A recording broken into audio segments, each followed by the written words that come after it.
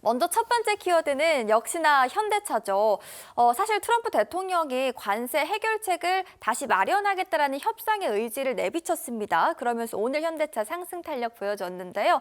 그런데 사실 지난주 목요일부터 계속 꺾였었잖아요. 그래서 지금 많은 분들 주변에서 지금이 때인가? 현대차 뭐 사볼까라는 고민 정말 많이 하시더라고요. 지금 자리 어떻게 보십니까? 사실 이 질문을 정말 똑같이 커뮤니티에서 네. 했습니다. 아, 정말요? 현대차 어떻게 할까요? 현대차 어떻게 할까요? 아. 근데 제가 그때 드렸던 답은 뭐냐면 현대차 물론 중장기로 보시면 좋습니다. 다만 지금 당장 수급이 좋지 않으니 차라리 반도체가 더 나을 것 같습니다 했는데 최근에 반도체가 더 많이 시세가 났죠. 자, 한참 뜨겁던 현대차 관련주들 다시 올라갈 수 있을까요가 우리 시청자 여러분의 대부분의 질문일 거예요. 맞아요. 그래서 이걸 제가 답은 그냥 바로 드리자면 네.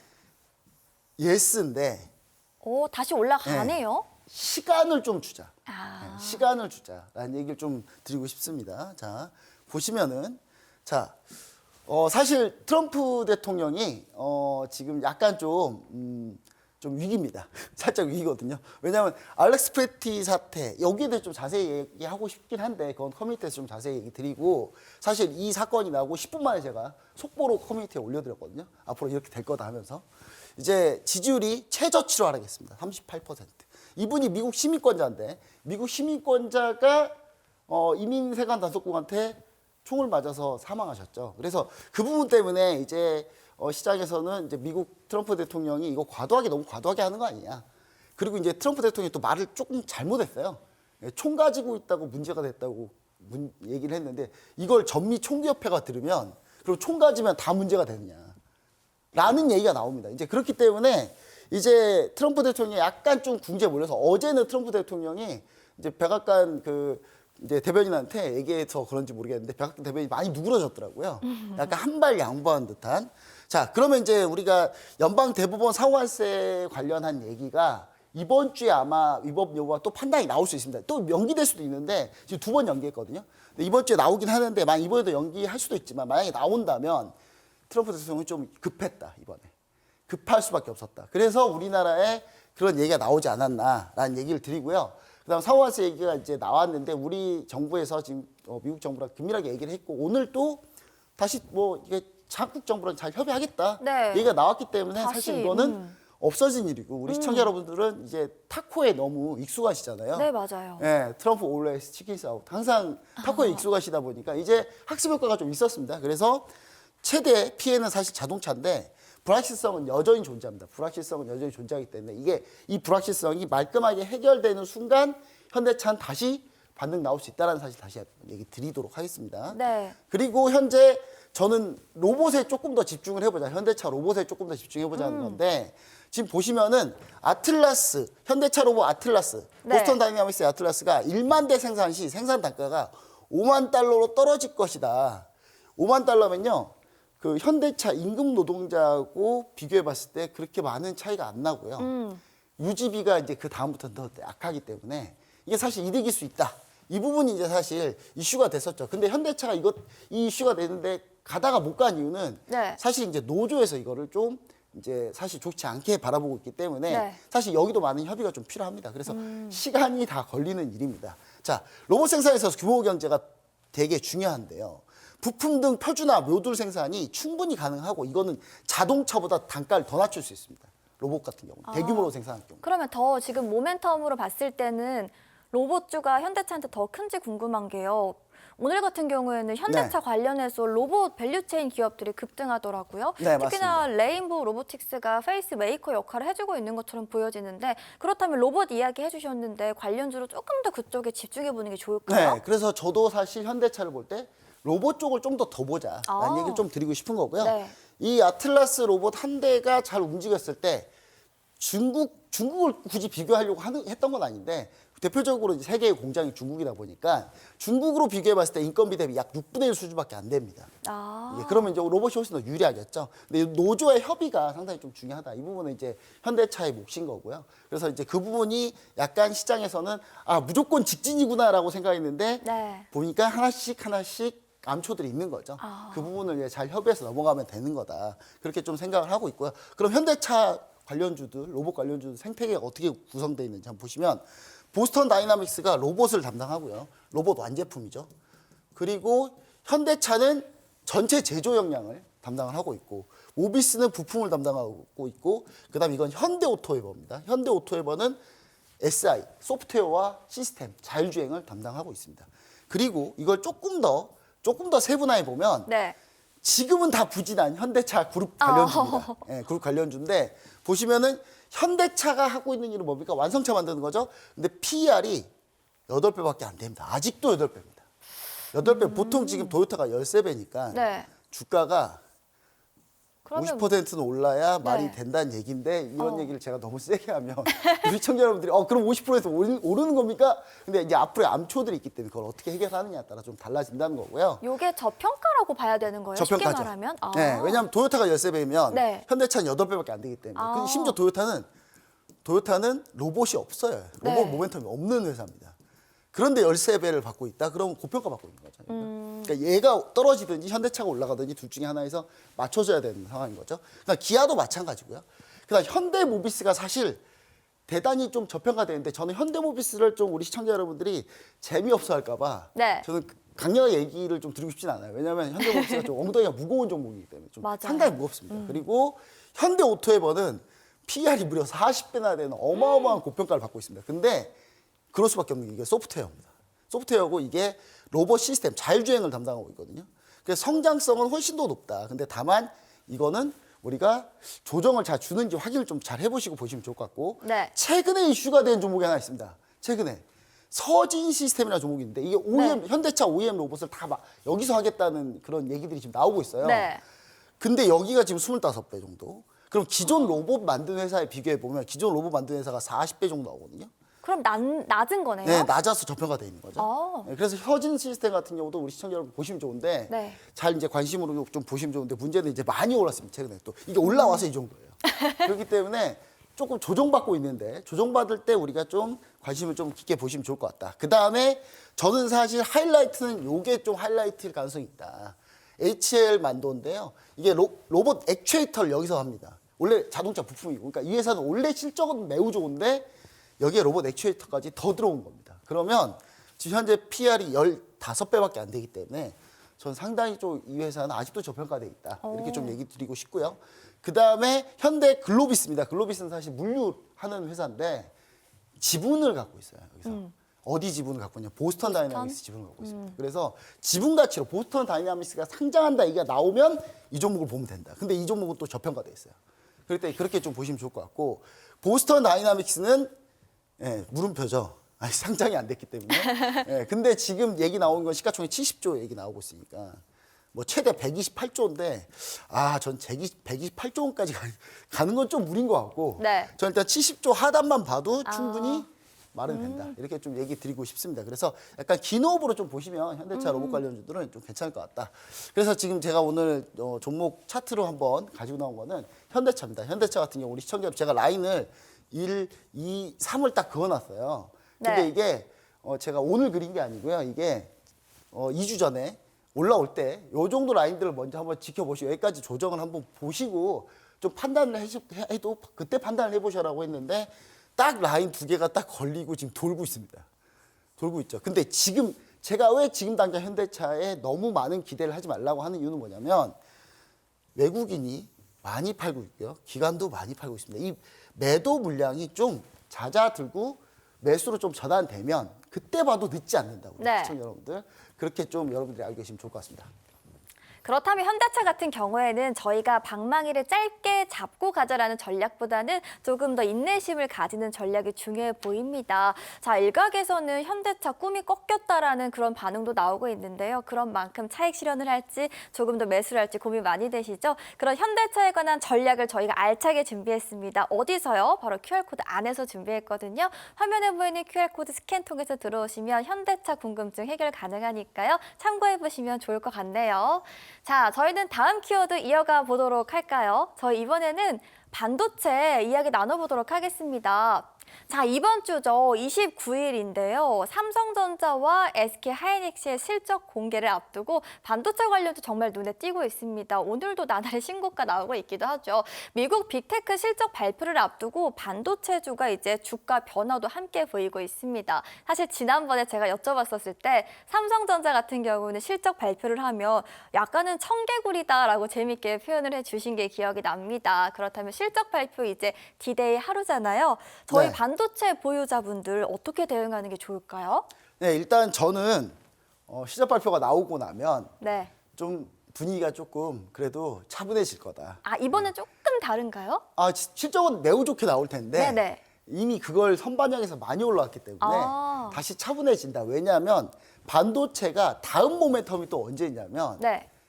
다음 달 엔비디아 실적 발표합니다. 어. 그 다음 달 엔비디아 실적 발표하기 전까지는 네. 좀 그래도 분위기가 좀 차분하게 갈 가능성이 아, 있다. 차분하게. 네, 그래서 우리 시청자 여러분들이 지금 당장 못 사서 어떡하지 하시는 것보다는 분위기 차분해질 때까지 좀 기다려 보시면 차라리 좋은 결과 더 있을 거라고 좀 보여지고 있고요.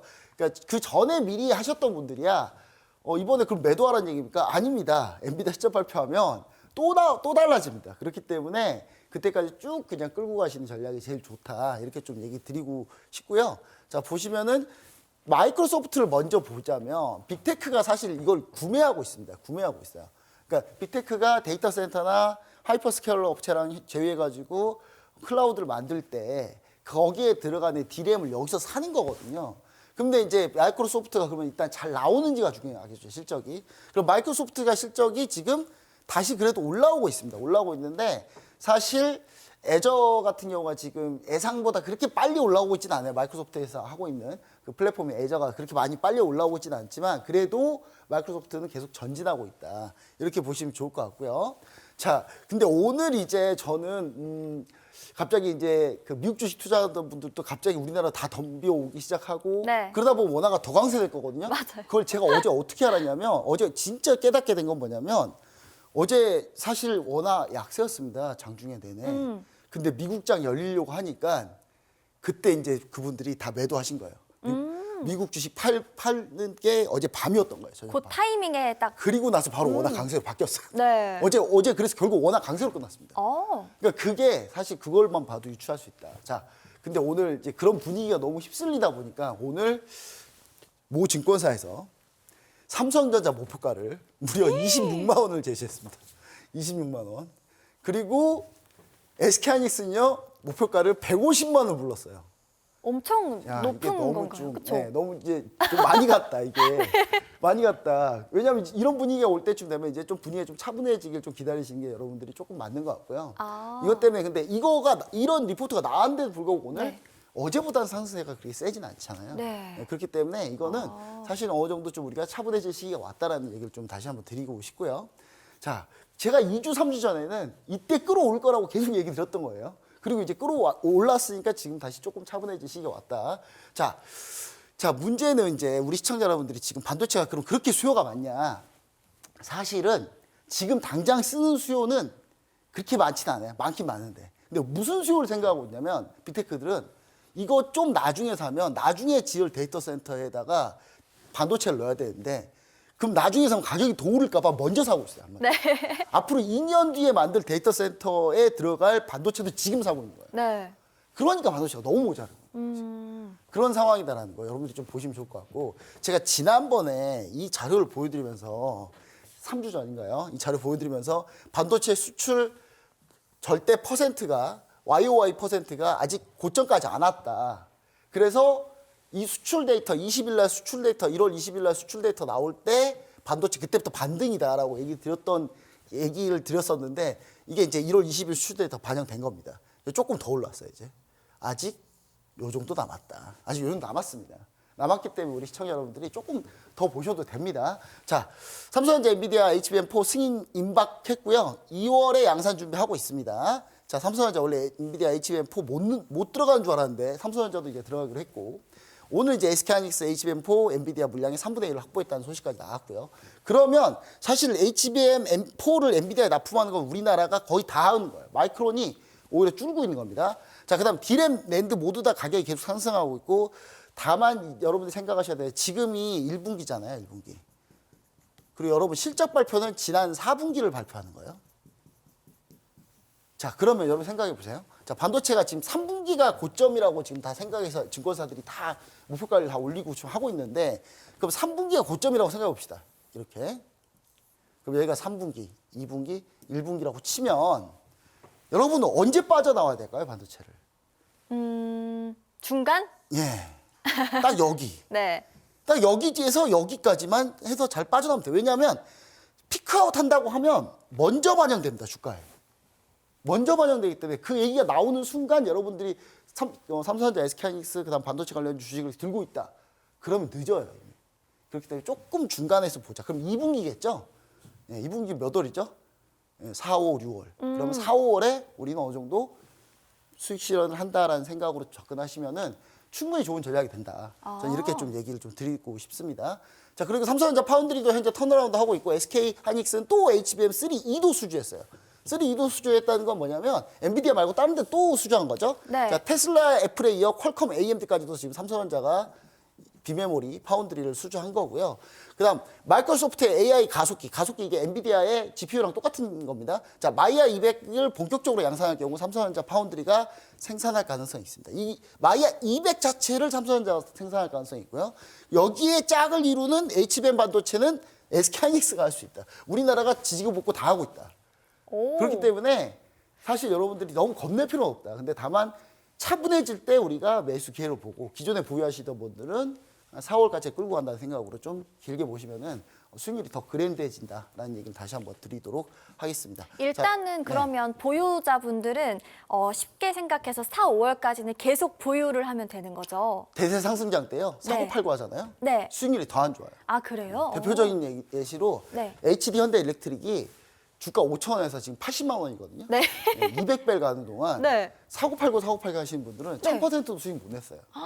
그냥 보유하고 쭉 가는 게 낫습니다. 아, 좀 인내심을 대세 가지고. 상승장 그렇게 합니다. 근데 다만 횡보장이나 지수가 꺾이는 장에는 네. 그러면 이제 방망이를 좀 짧게 잡아야죠. 네. 아, 근데 이게 장에 따라서 좀 여러분들이 대응 전략 바꾸셔야 돼요. 왜냐하면 이게 심리적인 건데 네. 내가 예를 들어서 5만 원에 사서 10만 원에 매도했어요. 네. 근데 이게 다시 8만 원까지 떨어지면 기분 좋은데 네. 10만 원에 매도했는데 이게 14만 원까지 가요. 14만 원까지 가버리면 14만 원대부터 다시 사라고 못 삽니다. 이분들이. 난 10만 원에 팔았는데 어떻게 14만 원에 사지?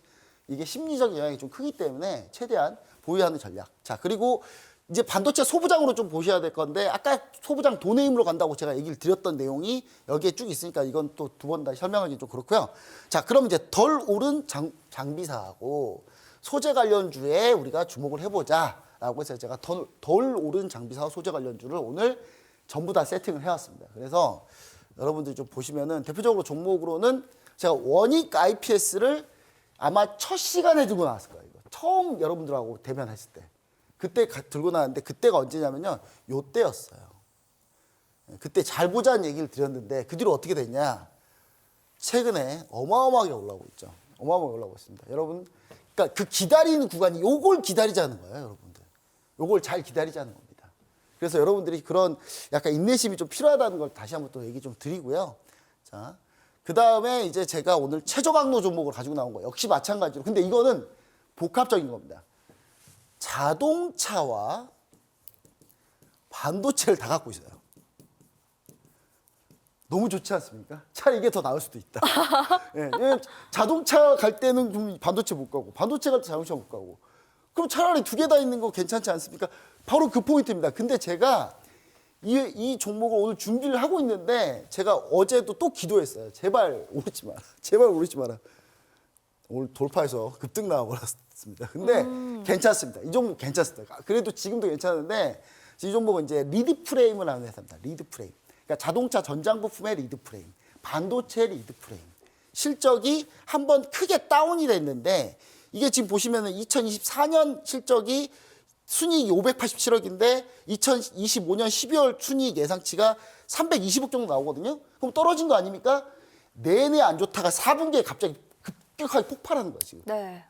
그걸 그 4분기에만 한 150억 하거든요, 지금. 그럼 내년으로 딱 그걸 예상해 보면 다시 600억, 700억대 회복이라는 얘기가 돼요. 올해라고 치면. 이게 4분기가 그러니까. 그럼 이 4분기 실적 발표에 따라서 2026년 실적이 급격하게 반등할 수 있다. 그러면 현재 주가가 쌓일 수 있다. 이걸 좀 보시면 좋을 것 같아서 이 종목은 제가 여러분들 같이 함께 하시면 종목 명하고 투자 전략 자세히 또 안내해 드리도록 하겠습니다. 오늘 최적 항로 종목은요, 팔방미인 같은 기업으로 보여집니다. 자동차와 반도체, 모멘텀 모두 가지고 있다고 하는데요. 자, 이제부터 본격적으로 안내 도와드리겠습니다.